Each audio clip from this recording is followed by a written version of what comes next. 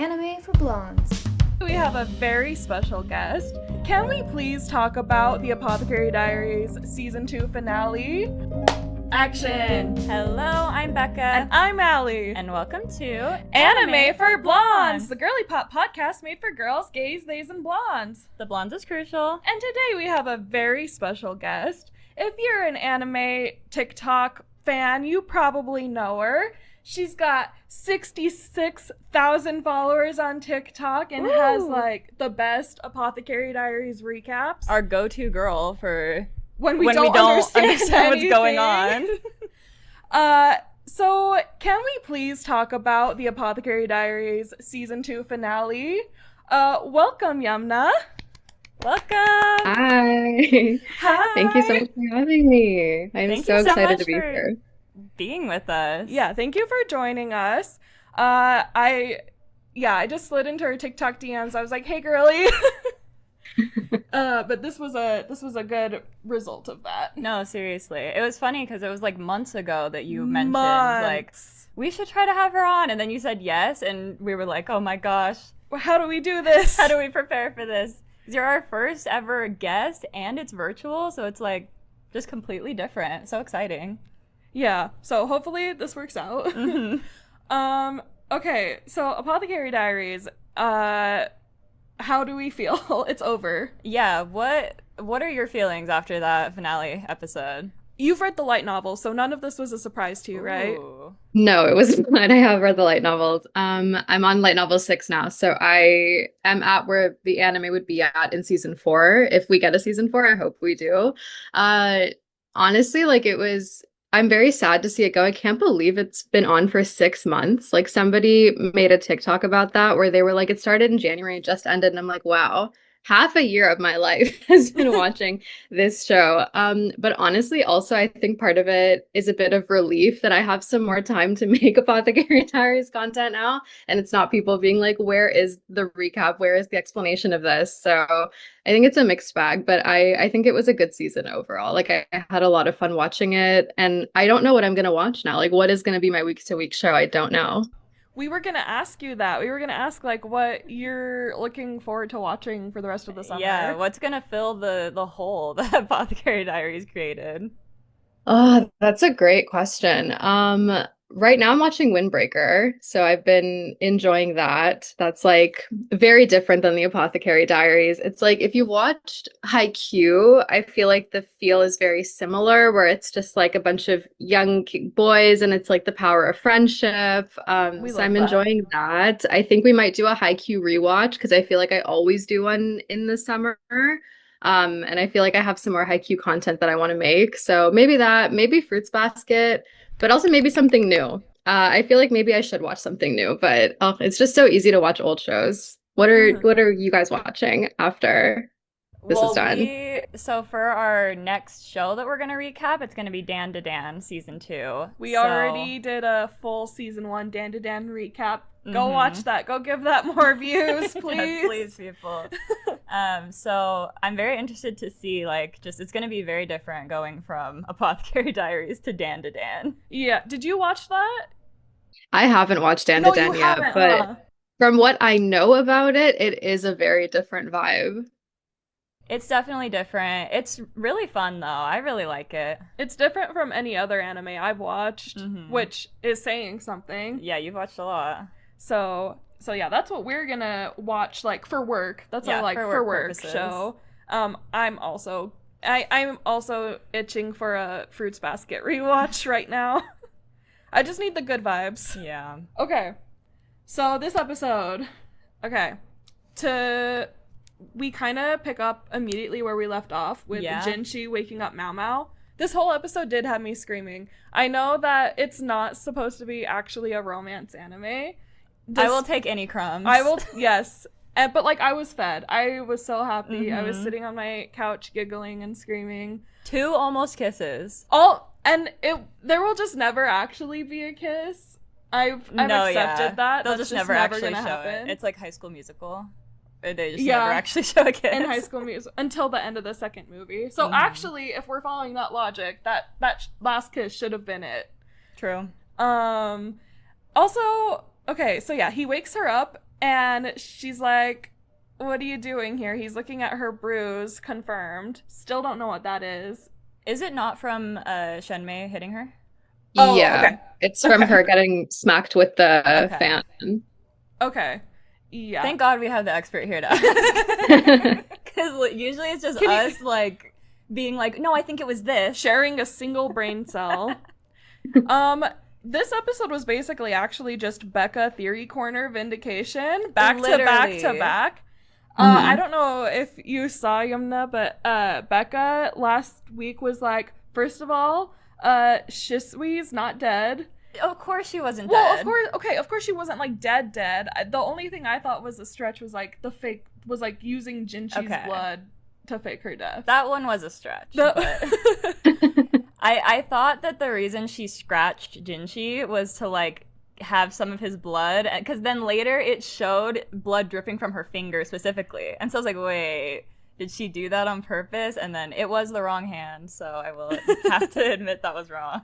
But yeah, the pin that Maomao gave her saved her life, and that's why she's smiling as she just jumps off the building into the snow.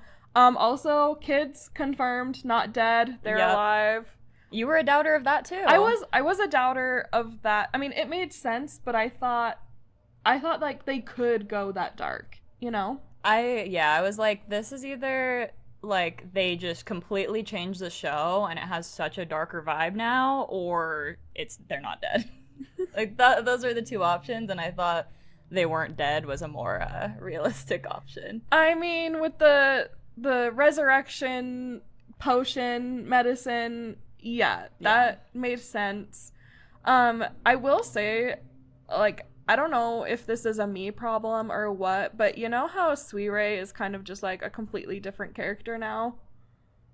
Yeah. How do you feel about her character overall? Because in the first season, she's like a girl boss, she's like a villain, she's like very like Jinshi notices, she's like very like sure of herself and like powerful and dangerous. And then, you know, ever since they kidnapped Maomao, she's just been kind of like a shell of that version of her, even at the very end. And I like, this might just be a me problem, but I miss girl boss Suire. That's fair. I think Suire is a very interesting character. I think she's interesting in the sense that we don't actually interact with her a ton throughout the story. Like, Maomao and her have some conversations here and there, but like she doesn't actually get a lot of dialogue. Like, she's not talking a ton. The way that I feel like I kind of view Suire is like, you know, like when your parents go and like back home to like their siblings and there's like a family reunion and all of a sudden you're seeing like a very different version of your mom and dad because they like become kids again around their siblings, for better or for worse. At least like my parents do, where I'm like, oh, like this is not you, like this is not who you are. And I feel like with Suire, like the first season, we're seeing her very far away from Shenmei's influence. Like, Shenmei's not in the picture in those interactions, and then you're seeing her with her abuser and like this woman that also has a lot of power over her. And I feel like that is part of the reason that Suire is the way that she is. And then like we kind of, at least like in the light, because I'm on light novel 6 now, so we see her like a little bit in the 5th light novel with Adwo, but not like a ton.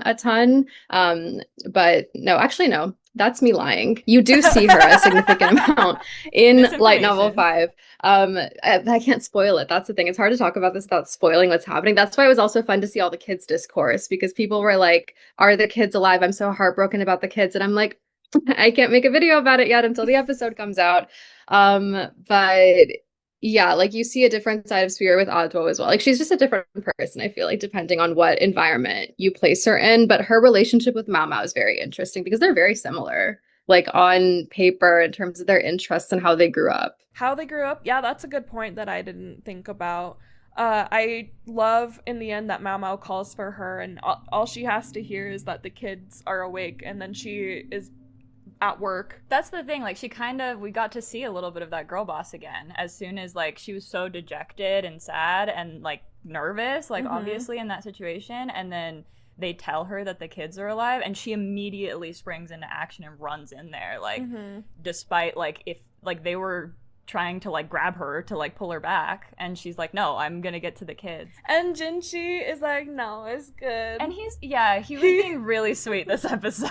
I'm fully obsessed with him now. You're on the Jinshi train? I'm on the Jinshi train for sure. Yeah, I didn't like fully appreciate him, but like when Maomao's like, you're like manlier now, I was like, yeah, he is. I was glad that was like fully acknowledged, because I feel like I've seen that in him this whole time. Like I've been like, no, like they're really presenting him as feminine, and it's like kind of the joke that like Maomao's the boyfriend and he's the girlfriend, but I always was like, he has masculinity in him. I can see it. He just hasn't, first of all, he's like been forced to suppress it. True. Also, I'm sorry, can you explain, you probably can, why is he still working in the rear palace? Why is he still being Jinshi? Why is he not like Moon Prince? Yeah. What's he doing? Why is this his job? As far as I know, he is the Moon Prince. Like I don't know, I guess maybe the anime didn't make it super clear, but you'll see in the next season, he is acting as the Moon Prince. Like he can't, because he can't be a Jinshi anymore. Like after the scar, because there's, I don't know if they included it in the anime, because I rewatched it a little bit this morning, but otherwise I watched it last night. In the light novel, they talk about this where, for sure, where he has a scar on his face now. He had the Imperial Army go in, like he cannot go back to being Jinshi. Like it just would not. And that's why Maomao can't be around him anymore, like in the way that she was, because it just wouldn't be appropriate for him around him. So yeah, he is acting as the Moon Prince. Like he is the Imperial brother now. He just still has to kind of, he's like, I think Maomao talks about this at the end where she's like, he's doing his normal work that he would do, because as Jinshi, he was still doing Imperial Prince work. Like we just didn't see it that way, but like all the paperwork that he would be doing and like all the stuff he would do to like make time to like go and see Maomao, even though he didn't have it, was his work as the Imperial brother, from what I understand. And yeah, I feel like the anime didn't make that super clear, but he is the Moon Prince.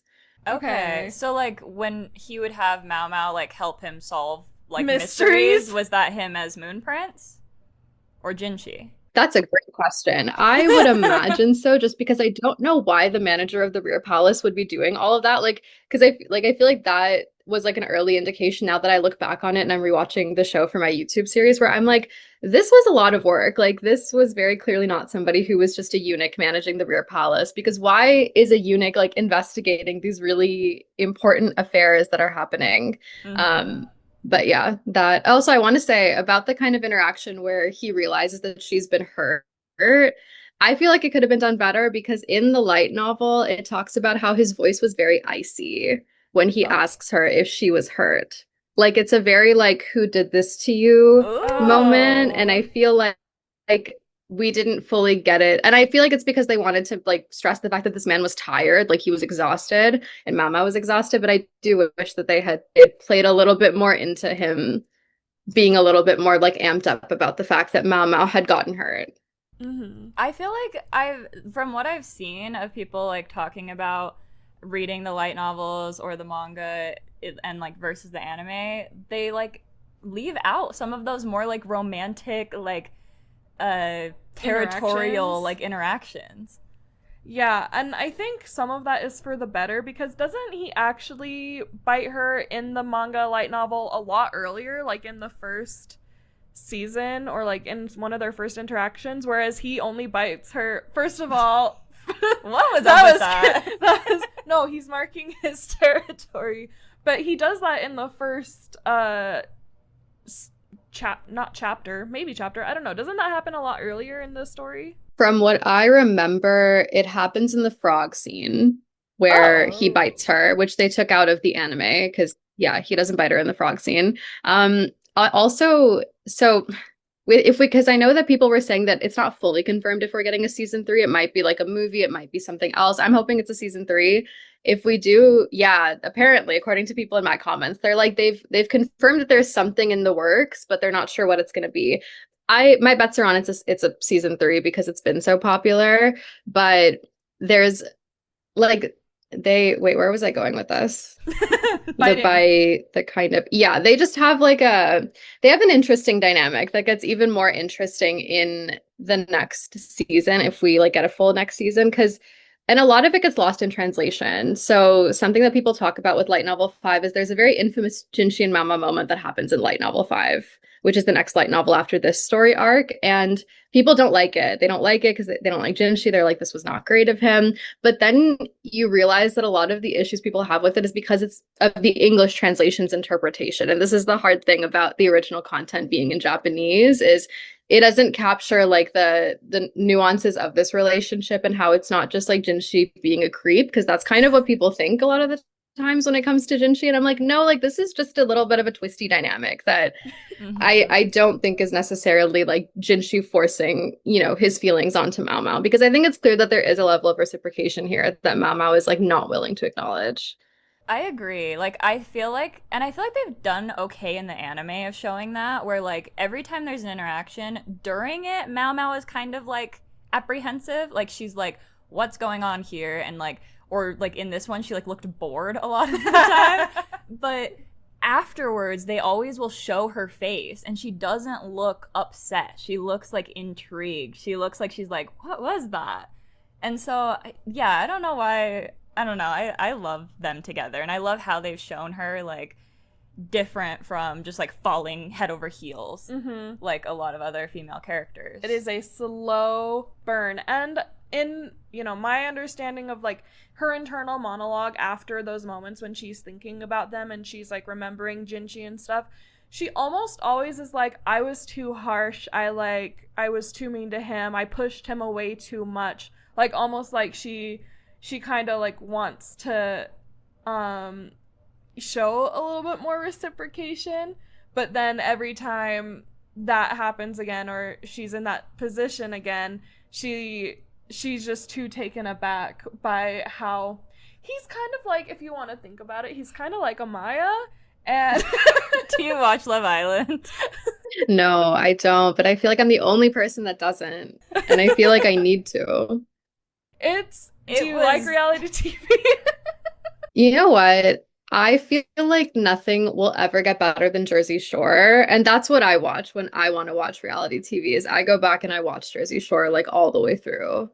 That definitely was one of the like OGs. Like, and from what I understand, never watched Jersey Shore, but everyone's like, all you people who say that Love Island is too crazy have clearly never seen Jersey Shore. Yeah, like it's on, they don't make TV like that anymore for good reasons as well. Like I don't think we needed to see like an actual toxic relationship playing out on camera in the way that we did, but at the same time, like you will not replicate those types of reality TV show moments anymore. Like we're not in like that era of media anymore where you could do that. That's definitely what I think this season of Love Island is going to be. Like it's so like psychological manipulation that I'm like, oh, this is going to be outlawed in like we're gonna look back in 10 years and be like, I can't believe we allowed that. Loki, like they kind of like they sleep deprive them. They make them like say the worst things about each other. It's unbelievable. It's crazy. But anyways, one of the girls on there, my favorite girl, her name's Amaya. She's a sensitive gangster, and that she just like she has big feelings and she reacts very strongly, and she's like very loving. So every time she's coupled up with a guy, she just like wants to like give them a lot of affection, and they don't reciprocate it. And so that's why I was just like, Jinshi's like Amaya, where he just wants to shower Maomao with affection, and she doesn't know how to handle that because she's actually never been shown this kind of attention or affection before. I don't think she knows how to handle, she's clearly seen people fall in love or like be infatuated with her older sisters and stuff, but she's never been like the object of actual desire. And so I think that's part of why she doesn't recognize fully when she feels it, and she definitely doesn't recognize when someone feels that towards her. Okay, why can't she be in the rear palace anymore? I thought she could still be a taster. Like, she still has that, like, very unique skill of not dropping dead immediately of poison. So you said, like, she can't live in the rear palace anymore because of Jinshi, but I don't fully understand because if he's like if he's no longer Jinshi the eunuch and he's like in his full status, doesn't he actually have more power to protect her now? That's a great question. So actually, this is something, oh, maybe I should actually just, I love how I have my Kindle right here with the light novel on it. Thank you. Check the receipts. There is, because again, I don't want to say this as like total fact. I'm also probably not going to be able to find what I'm looking for. Because in the epilogue, as Maomao's kind of narrating what has happened since they came back, so obviously Gyokyo's son is born. It's successful. The birth goes well, thanks to Loman. Shout out to Loman. We love him. So she doesn't live in the rear palace anymore. Now that she's been declared empress, she lives in like a separate area where Anshi lives, like where the Empress Dowager lives. Okay. And from what I remember, Maomao talks about how because of her status, it just wouldn't be appropriate for her to be in Jinshi, in like Gyokyo's service anymore. Or she makes a call for herself. Like I need to go back and check and see, but there is a rationale. Like Maomao has a reason for why she doesn't go back, like why there isn't really a place for her to go back to.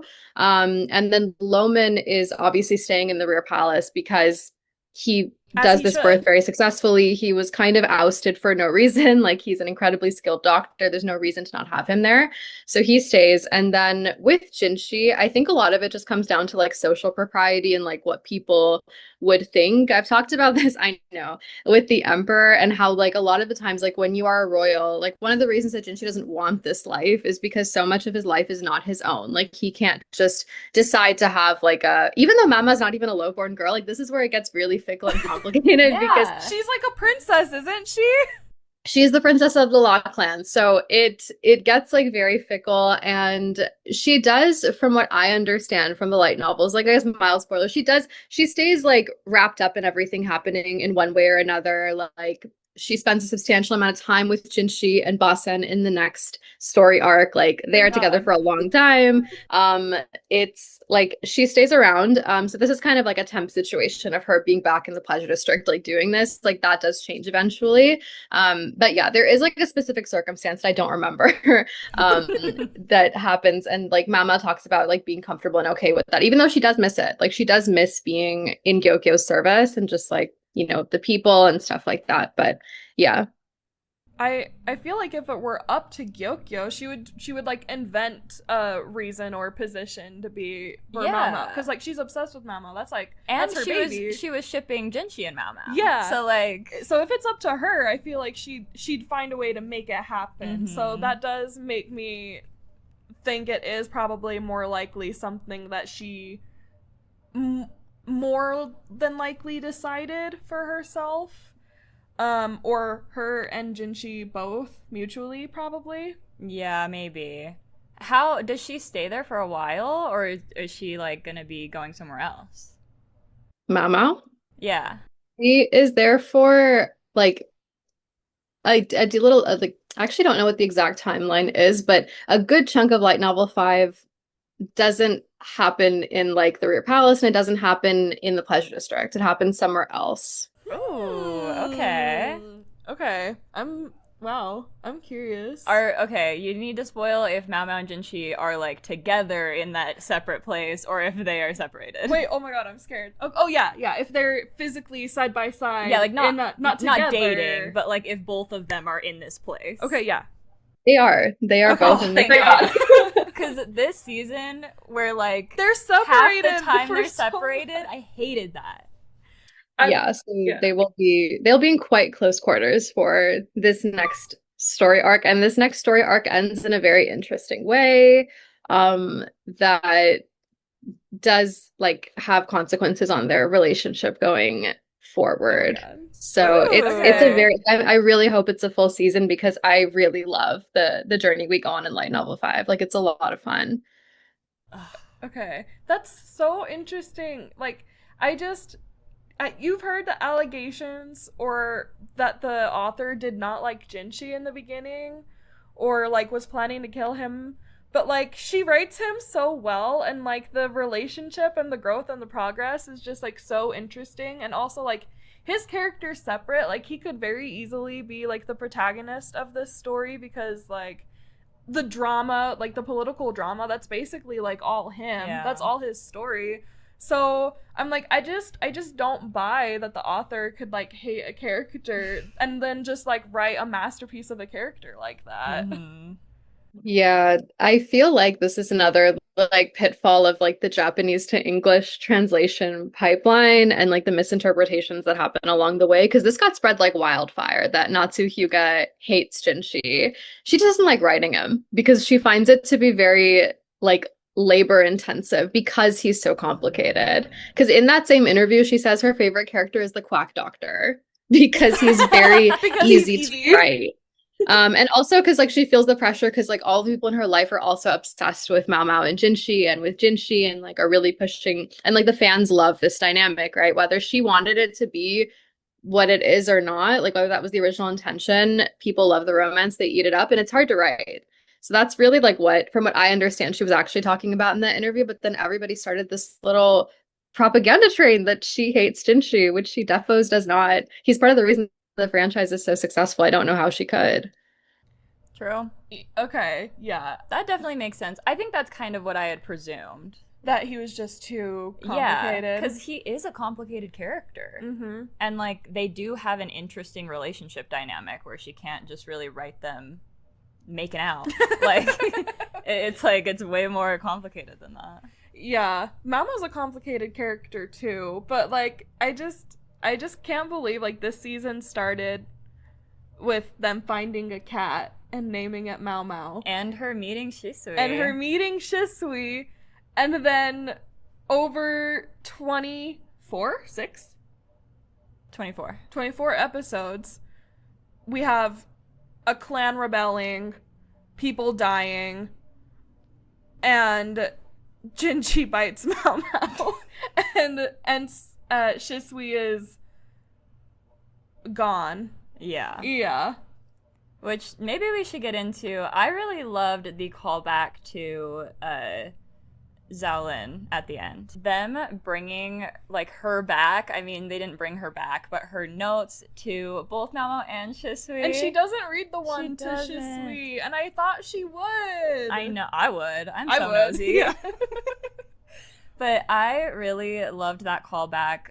I guess this might be a minor spoiler. Maybe you can confirm or deny, but I've heard that we have not seen her again. Like we have not seen the girls together again yet.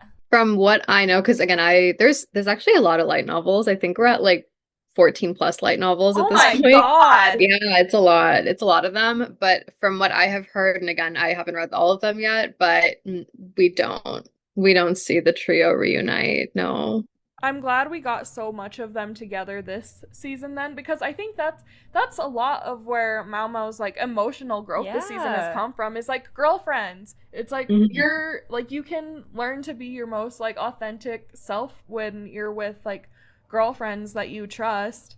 And that's how she's like learned to be more expressive. Like when she saves Xiaolin like with the ice cream, she's like, I don't have to do this. This is not like my business. Old Maomao would never, but like no, she cares about people and she's learning how to express that. And like we talked about before, coming out of like just survival mode. Exactly. She's like more in tune with herself now than she used to be. I can't imagine a situation in which they like a reason, like an in-story reason to bring them back together again. Because now she's employed with another family. But, like, you can write anything. Like, you can literally make up anything. Like, have Jinshi needs to take her to, like, that town that she's working in to solve a mystery or something. Or they bring her back to the rear palace or something. I don't know. And maybe they'll change that in the anime. Who knows? Maybe. But, like, Shisui Lolin is also, like, in I don't know where she is. She's on a boat. She was like, a continent? Across the ocean? That sounds good. So she dipped. That's so interesting too, though, because making that such like kind of a significant part of the episode, like it seems like they're setting that up as a plot point, but from what I've heard, we haven't seen her again yet. So that's just like a denouement, or just like she's out there, but she's doing her own thing. Also, I'm so sorry. I'm pissed she didn't give Maomao the pin back. I'm upset she couldn't like mail it to her or something. She told Maomao she would sell it. Yeah. She did. Maomao knew. She for sure said that. Yeah, remember the first time when she's doing her hair for her when she's a captive, and she's like, "Can I have this? Would you give this to me?" And then she's like, "Well, what would you do with it or something?" She's like, "I would sell it." Okay. Or something like that. So Maomao knew. Okay, fine. But I don't know. I just wanted her to like sneak it back into her belongings. Yeah. But no. Now Jinshi just has to get her something else, another hairpin or like a ring or something else. But I just, and like their friendship, giving her the pin is like what saved her. I know. It wasn't like a signal to Jinshi to like spare her life, because she was gonna throw that away anyways, I guess. But no. But imagine like Basen missed. Imagine he missed and doesn't shoot her right there. Like, she had plot armor. I know. But yeah, I love like how important that was for Maomao, and then Maomao's love for her is what saved her life. Yeah. I really have loved like to see Maomao's development throughout this season. I feel like she's changed so much and opened up so much. Yeah, how does that compare to the story? Like, if the anime is leaving out like kind of crucial like dynamics, like how does it compare? Honestly, for the most part, the light novel is pretty bar for bar. I feel like it's just been these kind of latest episodes where we've seen changes, like the episode with all of like the Shisho and Shenmei flashbacks. That was a lot of changes. Like I still have to make videos about some of the changes that happened there. Those flashbacks don't exist in the light novel. And like the Shenmei being like worried about her perception, and like that doesn't happen in the light novel. You do not get that nuance to her character, which some people think is a good thing, some people think is a bad thing. It really depends on who you talk to. I didn't think it was that big of a deal, but it's very interesting like how these last couple of episodes have had some like more significant changes than the previous ones have. But in terms of Maomao's development, it's pretty similar. And like I had a gripe with the tear scene, like the crying scene, just because I like the way the manga interpreted it a little bit better, because you see Maomao's face. So you see her face and you see the tears like in her eyes, and you see her like fully crying, versus like the light novel and the anime went the route of just like you see a singular tear like fall onto the letter, which I feel like is a matter of personal preference, like which one you like better. But I agree, like Maomao has come such a long way, because also the timeline for the Apothecary Diaries I feel like is a lot longer like than people realize, because the start of the story, she's been in the Rear Palace for 3 months already, and then like it kind of like it's been like at least like a year and a half, 2 years since that kidnapping happened, where we end up like at the end of this season. But she just comes such a long way, and like it's like just I feel like these 2 seasons are just like actively disproving like her original kind of goal of like wanting to not have any attachments, to mind her own business. And then we get to the point where she's somebody who literally can't even keep her mouth shut around like a villain, like around Shenmei, and gets herself in trouble for like it just, yeah. So I wish that they had done the tears in a different way, but I understand, you know, the subtlety of it. But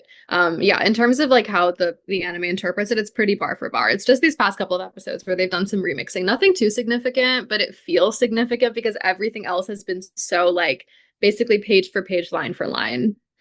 I love when an adaptation just takes the material and then just adapts it and doesn't try to take too many creative liberties. I do too, but I do think that adding in like other characters' perspectives or stories is like a good way for adaptations to do that and still stick to the story. So like if they're like them adding the Shenmei, like that story, that's kind of cool because it doesn't really change anything. Yeah, it doesn't change I guess anything it can for our change main characters. maybe how you see her and how you see him, but like I always like in adaptations where you can see other characters' perspectives, especially when it's like a first person, like Hunger Games or something. Yeah. Where like you end up getting to see so much more behind the scenes instead of just like Katniss's POV. Her very limited and biased POV. I'm never gonna complain about taking any female character and making her more sympathetic or understandable. especially like a villain. Like it only makes her a better villain. Like for her to have a fleshed out backstory, and like we can still hate her and like know that she's a human being that like things brought her to this point. And trust we do. I find that more interesting, honestly. Yeah. I'm curious because we've noticed that like everything this season that we thought was like random or filler ended up being like super intentional, and like we've realized over these episodes that like nothing has just been a random decision. Is there anything that you've noticed that like could play into what's going to happen next? Yeah, anything that like you wouldn't know that it's foreshadowing unless you know. Oh, that's a good question. I feel like everything that was foreshadowed has kind of come to fruition. Like we've seen it with Maomao the cat. We've seen it with it's one of the first episodes of season 1 where Maomao solves the mystery about the wood burning, and she eats that rhododendron plant and is like, oh, like this is poisonous, even though it's just kind of in the rear palace. Like there's lots of things in the rear palace that are poisonous, which obviously comes into play later with everything that happens at Li Hua's pavilion with Sheen and the sabotage and the perfumes.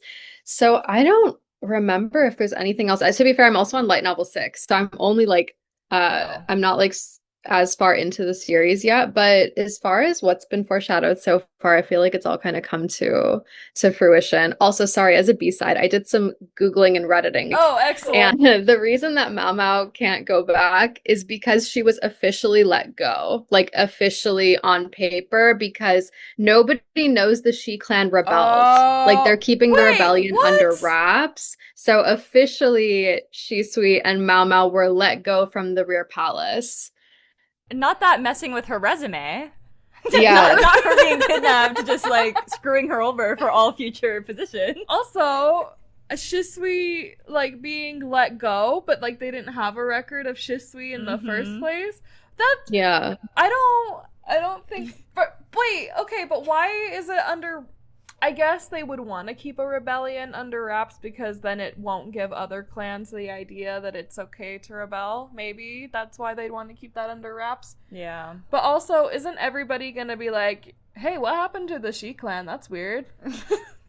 Like, what? Where are they lately? But like, why does Maomao have to get let go as part of the like keeping it under wraps thing? Like why? That's dumb. I guess she can be employed. I don't know. She's running the apothecary like she always did. She's like, and she's with her sisters and the old lady.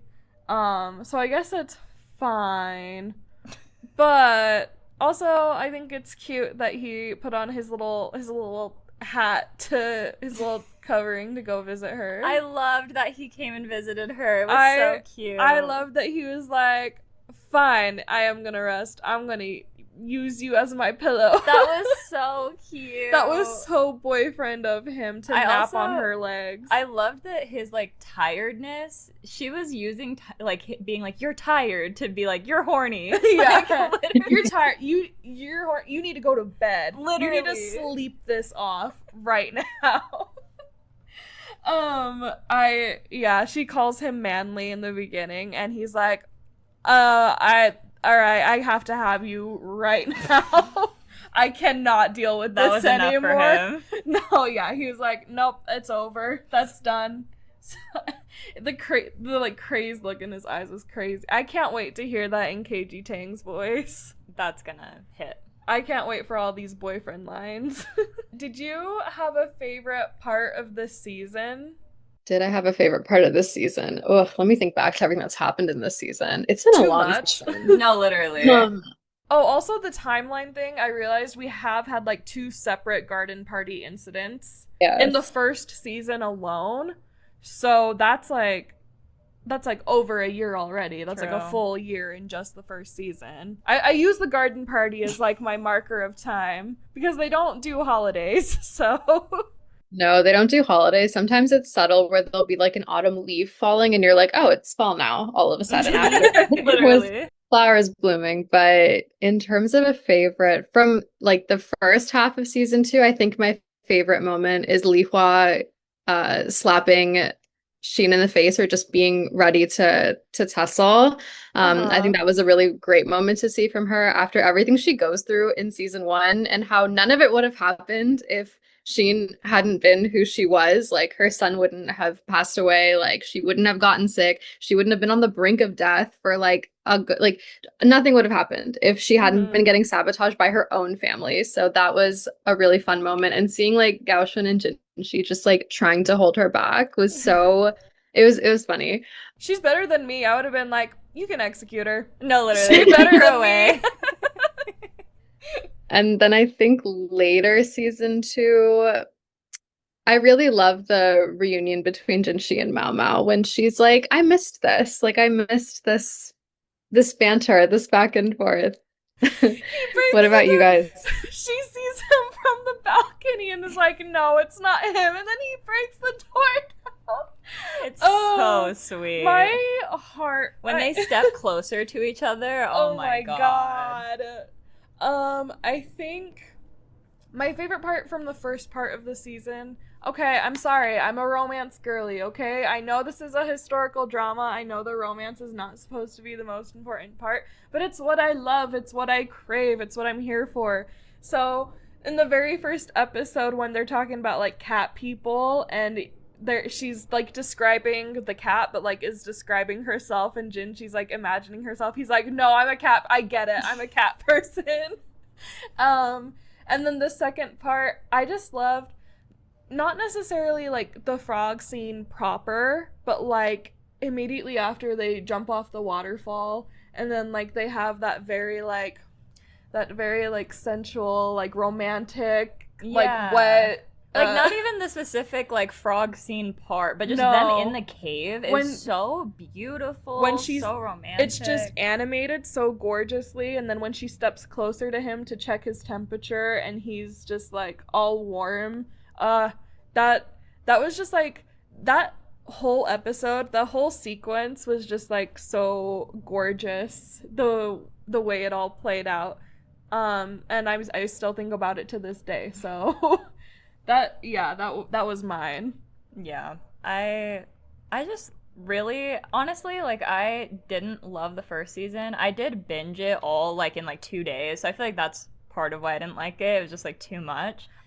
But season 2, I have just slowly started to, like, love it more and more every single episode. Like, it's so good. I had to rewatch the first season several times to comprehend what was happening. And I don't feel like that's my fault. I just feel like it's kind of a subtle story that you have to pay attention to. It does feel like it's a very subtle story. But, like, the first season is more, like, slice of life-y, but, like, with these, you know, this, like, grand political scheme going on in the background that Maomao's not, you know, she's our POV character. She's not, like, in it. So that's why that's not, like, the main plot. And then she's more involved with everyone in season 2, and so that's why season 2 is less slice of life and more drama. More of a full historical drama story. Well, and to your point, like, I do think a lot is kind of lost in translation, and, like, it's just different types of storytelling. And so for someone like me, I'm still fairly new to anime. It's like getting used to that different type of storytelling. And I feel like I really started to, like, get it season 2. Like, it really found its, like, footing with you. Yeah, it really did. And it really sucks that things get lost in translation from Japanese to English, etc., because I really do understand. I feel like I can comprehend the whole story better when it's in English, because that's my language. And unfortunately, like, when I'm watching it in Japanese, like, not no matter how many times, okay, more than once, I get a little bit more every time, but I definitely can connect the dots better when it's in English. But it sucks that you might have to sacrifice some of the intent, I guess, if you go from Japanese to English. But personally, even in English, I don't think he's too crazy or too horny or whatever. I I've said it a million times. I love a down bad pathetic man. I love a man who's like on his knees and in a girl's lap and just desperate for any sort of like physical attention. And I think that that's fine no matter what language it's in. I'm okay with it. And you're so valid for that. I think the whole Jinshi's a red flag argument is crazy, regardless of the language. Have you seen that? Have you seen people saying that Jinshi's a red flag? Only a little bit. I haven't seen a ton of it.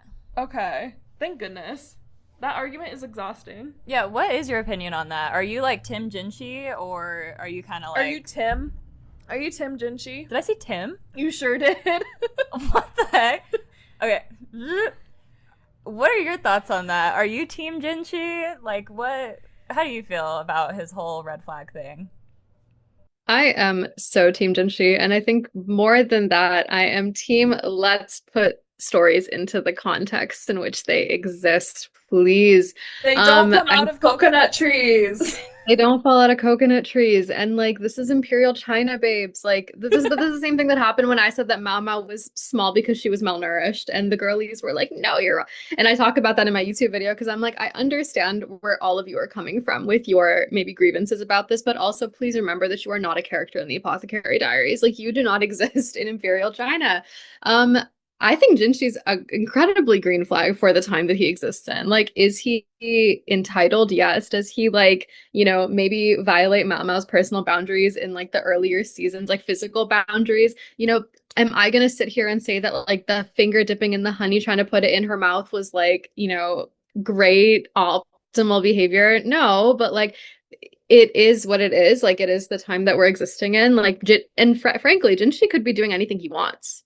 Like, I feel like people don't comprehend that. If in the frog scene, if he had wanted Maomao to, you know, do whatever, like, he could have, like, you know, nobody was going to stop him. Like, beyond the fact that they were in a cave, nobody would have stopped him. Like, if he wanted Maomao to come to his room one of the nights that they were there, she couldn't have done anything about it. Mm-hmm. But he chooses not to do that. And I think that, again, it's just putting stories into context. And also, like, I don't know if their dynamic, like, it's aspirational for me in some ways, but that's, like, you know, because I love, like, a dynamic, complicated fictional man, but I don't necessarily know if, like, we need to aspire to have this type of relationship in real life. Like, I don't know if that is the goal with Jinshi and Maomao. Again, it's the time period, it's everything, but, like, the Jinshi's a red flag thing is kind of nonsense to me. I think that the idea that none of the women are girls is also kind of nonsense to me. How are you a girl's girl when you are literally in, like, a more intense, deadly version of The Bachelor? Like, you are existing in a place where you are in perpetual competition with women. Like, you can't be friends with any of these women.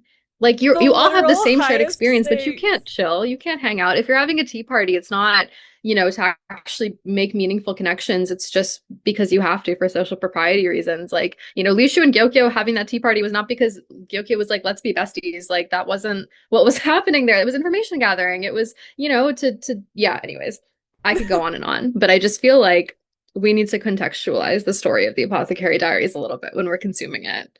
Yeah, you are so right. You're so, like, the most highest stakes, like, season of The Bachelor. And I just finished reading The Selection, rereading it. Oh my god. The Selection series. And I'm like, this is perfect. Like, it is literally that. Like, it's throwback. Like, it's life or death. Oh, The Selection. She loves The Selection. That's like my ultimate comfort reread. I have to reread it like once a year. And I will say, Maomao and, like, even, like, Lolin and Gyokyo, they are all girls as much as they can possibly be in their scenario. Like Gyokyo, okay, I do feel bad for Lady Liwa.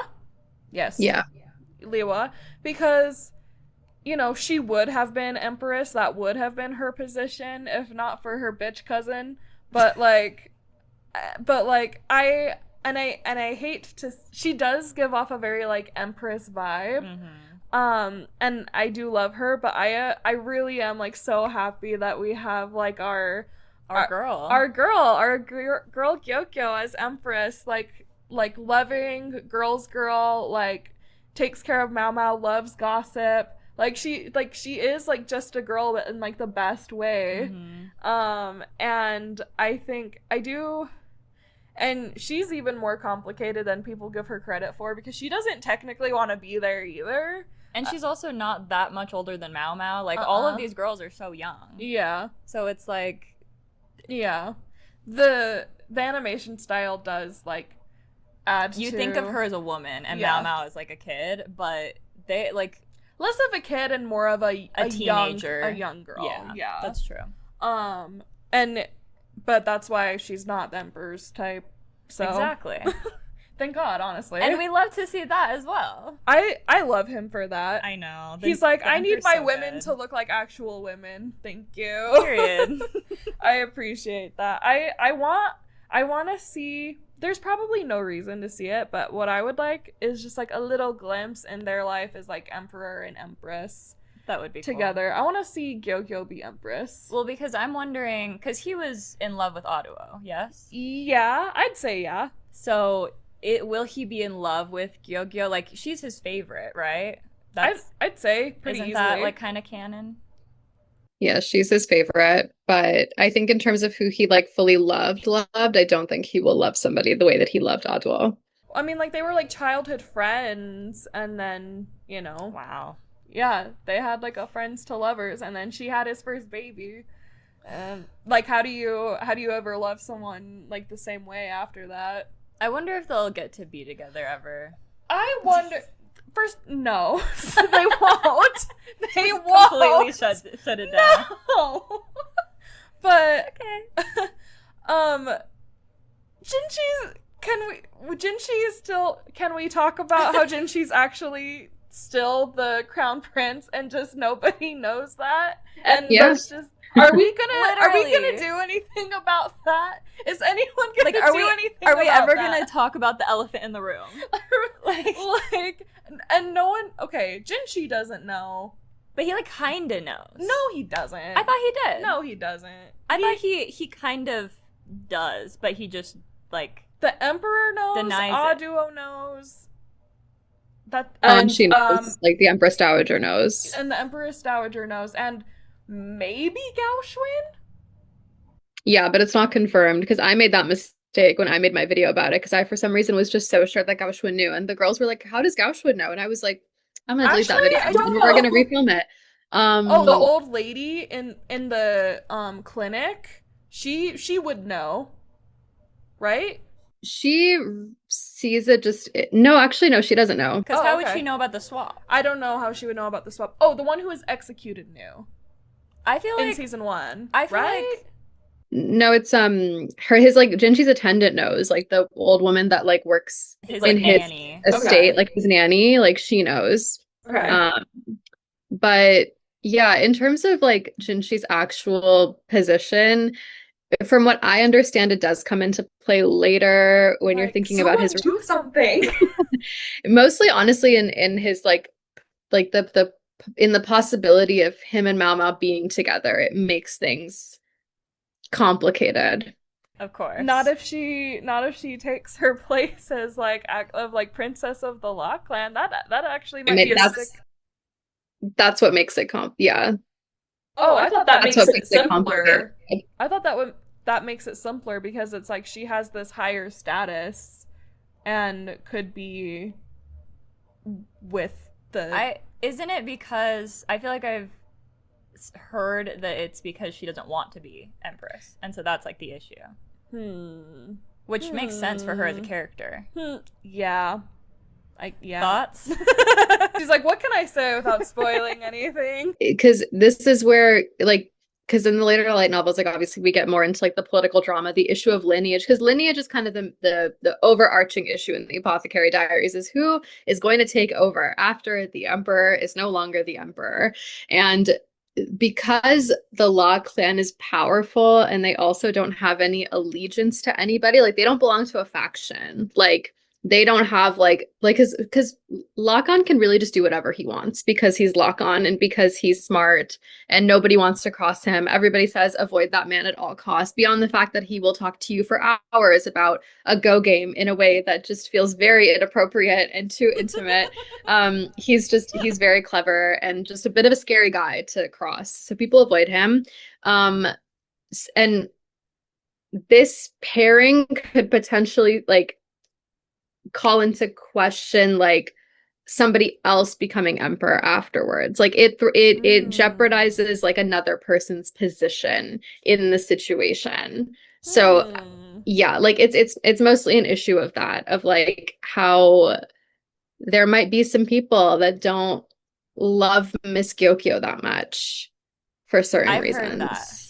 Who could okay, like as her family or like, but like no one could actually know her and not love her. I've heard that she like gets competitive. Oh, interesting. Is that like a good way to put it? Interesting. She's in a fickle position because she is from Lee, but she's also foreign. Yeah. Like she's half foreigner. So that makes her kind of likability a little bit complicated for some people in the country. Yeah. And to me, I get the vibe that Emperor Daddy does want Jinshi to take over after him. I get the vibe that he wants him to be the next emperor, but doesn't know how to get him in the right position without like just being like outing. We lied for this whole time. without like screwing over Audio and everything. Mm-hmm. It's complicated and fickle. Yeah. And Jinshi takes some pretty drastic action in later light novels to kind of deal with that. But Emperor? No, Jinshi. Like he does he does something to kind of prevent himself from being considered. Like, yeah, again, I can't talk about it too much without spoiling it, but it was spoiled for me. Like I know this through like seeing stuff on Reddit. It was spoiled for you?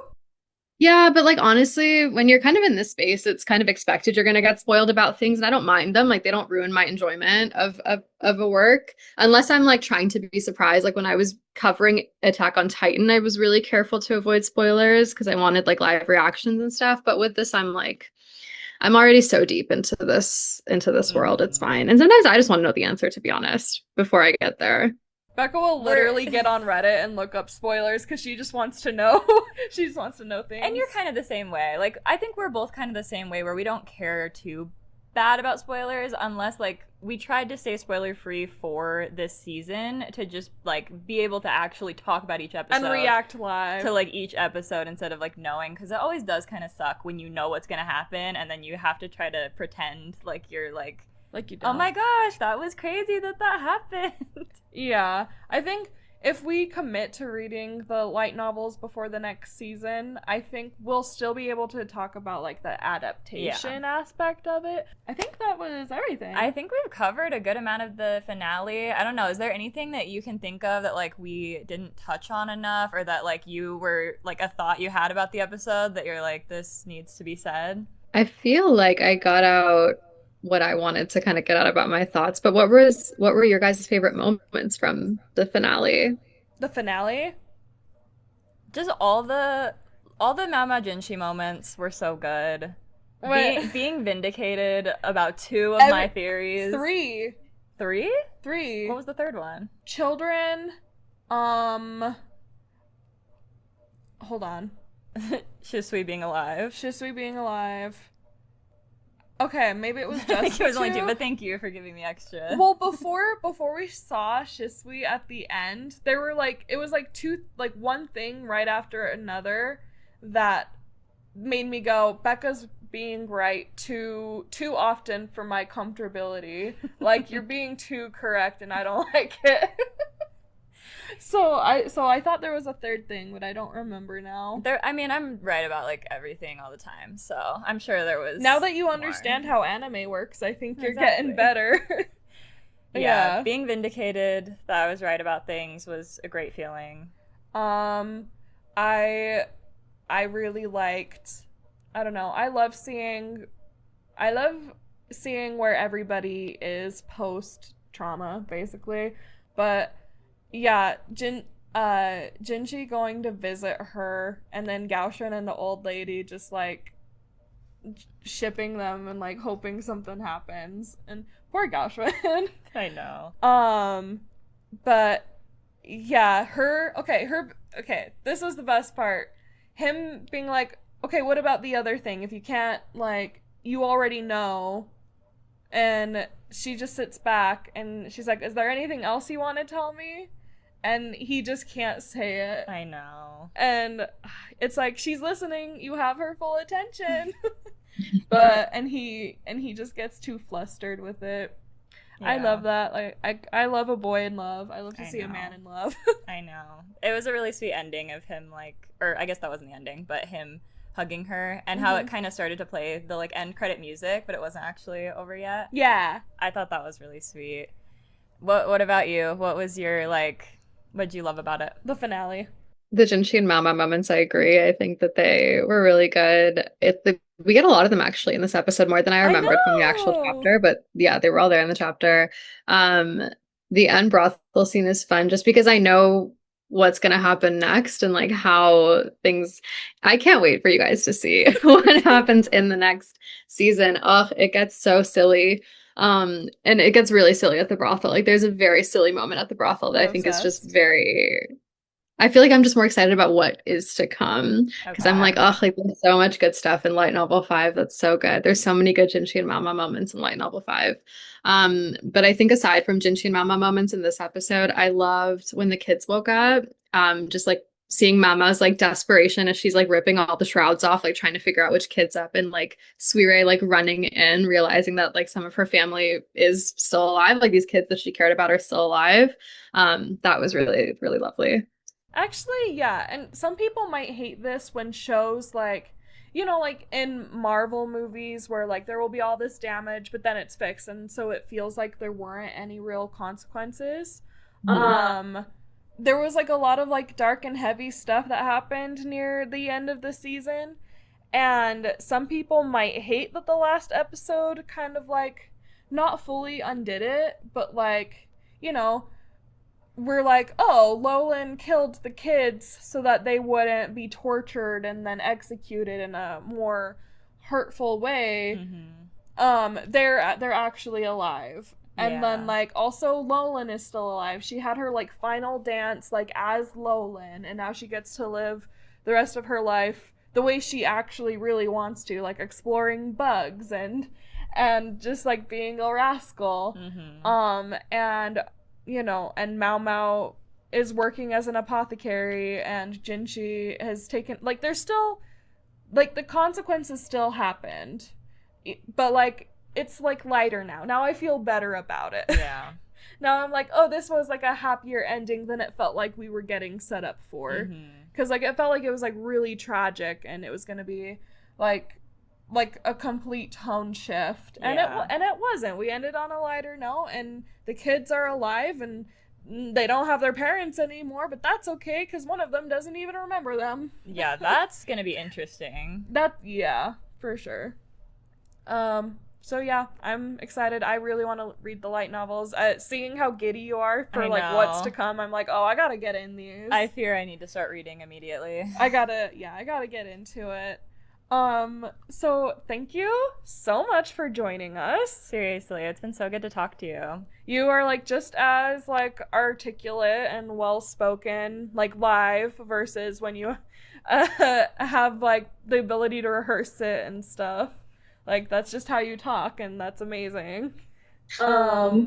But yeah, I love to see anime girlies come together and like use their power for good. Seriously, it is so cool to just see like how many women are in the space actually. And giving them a safe space to be and chat. Exactly. Do you have anything that you want to shout out? Do I? I mean, the YouTube video is out if people want to watch. Go watch Yumna's YouTube video on her new channel. We'll make sure to link that in the description. Follow her on TikTok if you don't already at not Yumna on TikTok. Yeah. And then make sure you follow us on social media and Anime for Blondes Pod on TikTok and Instagram. And make sure that you are subscribed on YouTube, Spotify, and Apple Podcasts. And of course, we'll make sure that all of everybody's links are in the description. Yep, and then we will... Oh, there's no Apothecary Diaries. No new Apothecary Diaries next week. We'll see you next week for DANDADAN review. Our first DANDADAN recap. And that's the end of Anime for Blondes Season 2. We end with Apothecary Diaries Season 2. Yeah, and thank you for being a part of our finale. Season 2 finale. Yes. Thank you so much for having me. This was so fun. I hope we can have you again at some point, maybe for Fruits Basket, if I can ever get her to watch it. You need to watch it. If you thought that we were yapping for a long time about this, you will be yapping about Fruits Basket. There's so much to talk about with Fruits Basket. Yeah, I love for to hear sure. that. Okay, and so we'll see you guys next Monday. Bye. Bye. Anime for Blondes.